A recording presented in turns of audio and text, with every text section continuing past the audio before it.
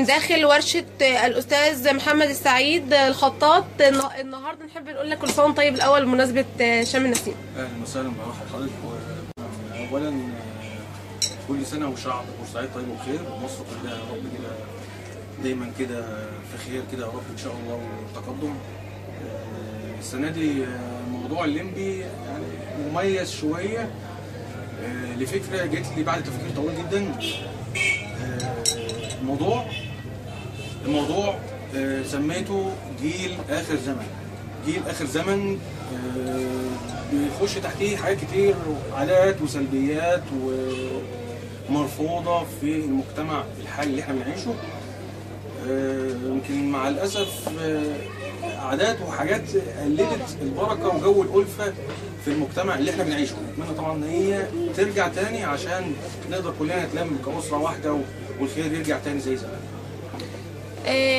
يعني حضرتك السنة دي ما اتجهتش لأي اتجاه سياسي أو أي اتجاه ديني أو أي رمز من الرموز المعروفة في العرايس بتاعت حضرتك؟ لا والله، هو يعني احنا كنا الفترة اللي فاتت كنا عشنا الجو اللي هو بتاع إرهاب وداعش والحاجات دي كلها اللي احنا عشناها. كان المفروض ان انا اعملها، بس يعني بمنتهى الامانه انا حبيت ان انا السنه دي يعني اضحك الناس شويه وخرجهم بره الجو دون، عشان دي مناسبه الناس كلها بتخرج تتفسح تتفرج.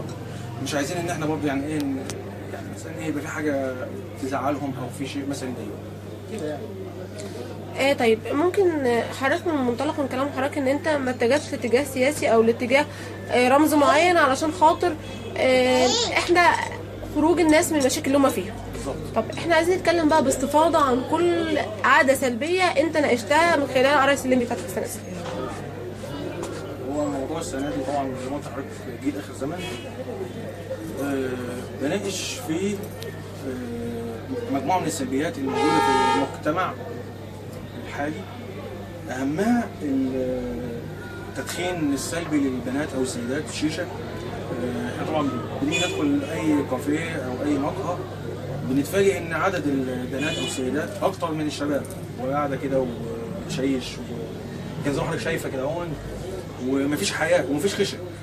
الخشة والحياء انعدم.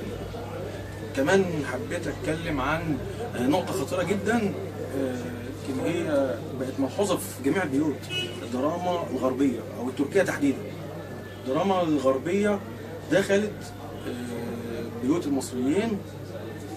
مع الاسف ان احنا طبعا الدراما بتاعتنا ممتازة و10 على 10 وكنا بنصدرها طبعا لجميع الدول.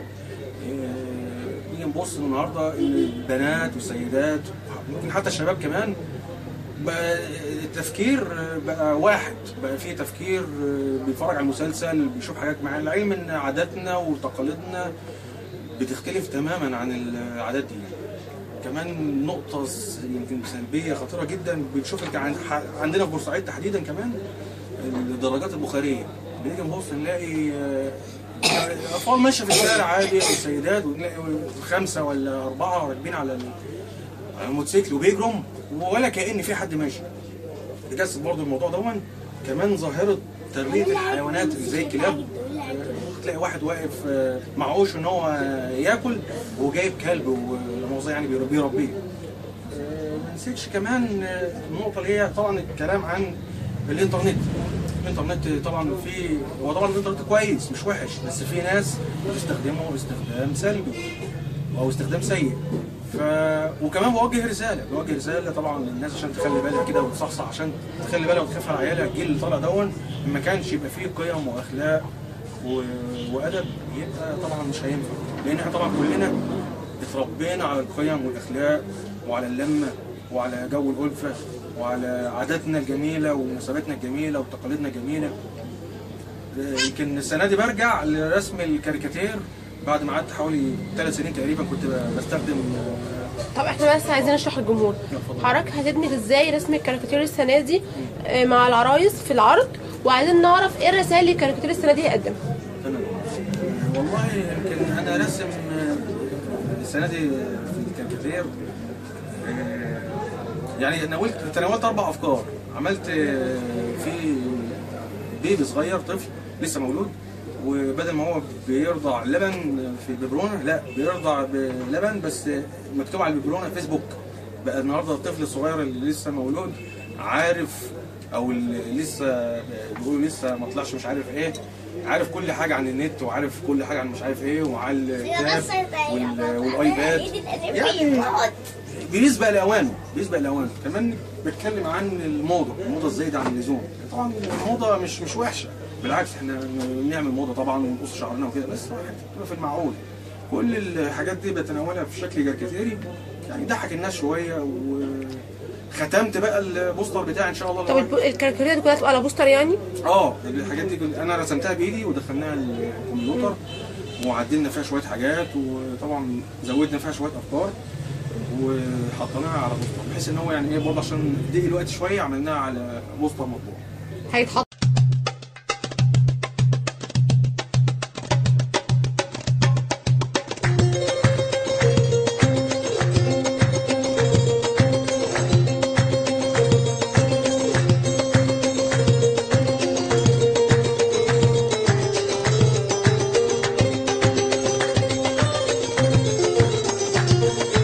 على المنصة؟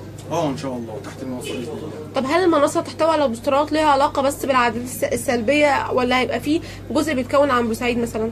لا، ده قدام بقى المنصة الناحية الثانية في وش المسرح بوستر كبير يعني حوالي 35 متر او 30 متر، بيتكلم عن من بورسعيد من بداية حفر قناة السويس لغاية حرب 73 اكتوبر 73. بيحكي فيه بقى المقاومة الشعبية والنضال وولاد البلد الجدعان. طبعا بنوري الناس برضو الجيل بتاع زمان كان عامل ازاي، ووجه المقارنة بيننا وبينهم دلوقتي. طبعا احنا ما بنقولش ان الجيل دلوقتي كله وحش، لا، بس في حاجات زادت عن حدها، في حاجات كتير قوي زادت عن حدها. البوستر طبعا في ابطال المقاومة الشعبية كلهم صورهم كلها الخالدة، مناظر برضو من معارك بورسعيد اثناء العدوان الثلاثي. في زعماء زي مثلا رئيس جمال عبد الناصر، رئيس صلاح جمال عبد الناصر، الرئيس صلاح انور السادات، حاطط صوره طبعا لخير واجناد الارض الجيش المصري. والحاجات دي كلها بنمثلها عشان نعرف الناس ونصحي الناس ونفوق الناس ونقول للناس الناس دي نخليها قدوه لينا ونكبر ونتكاتف ونحط ايدينا في ايدين بعض. انا كنت عايز اسال حضرتك على حاجه. اتفضل. استاذ محمد السعيد، بغض النظر عن يوم النهارده او عن شم النسيم النهارده، عايزين نتكلم عن حضرتك عن حضرتك بقالك كام سنه بتشارك في اليوم النهارده، والادوات اللي بتستخدمها هل كل سنه زي بعضها ولا السنه دي مختلفه؟ هو انا بالنسبه لي انا بمنتهى الامانه كده بدات القصه يعني من وانا عندي 14 سنه، لما كانت جدتي بتعمل لي دميه كده صغيره وتنزل تحرقها كده قدامك، فكنت ببقى فرحان جدا جدا جدا، بس بامانه ما كنتش فاهم يعني ده ايه. بدات اكبر، بدات اعرف تاريخ الليمبي ايه قصته، طب ليه احنا بنعمل كده، طب اشمعنى المناسبه دي.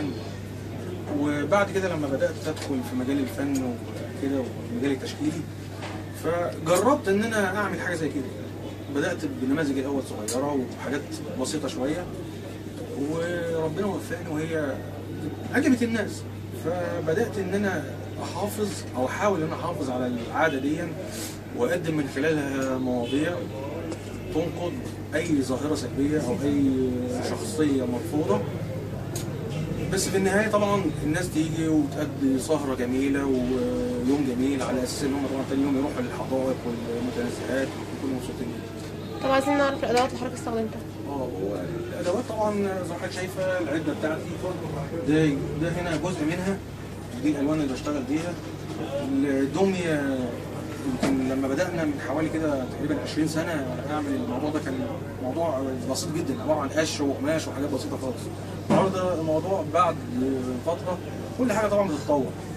بدات استخدم الفوم، لان استخدمت نحت في الطين ونحت في الخشب ونحت في حاجات كتير جدا.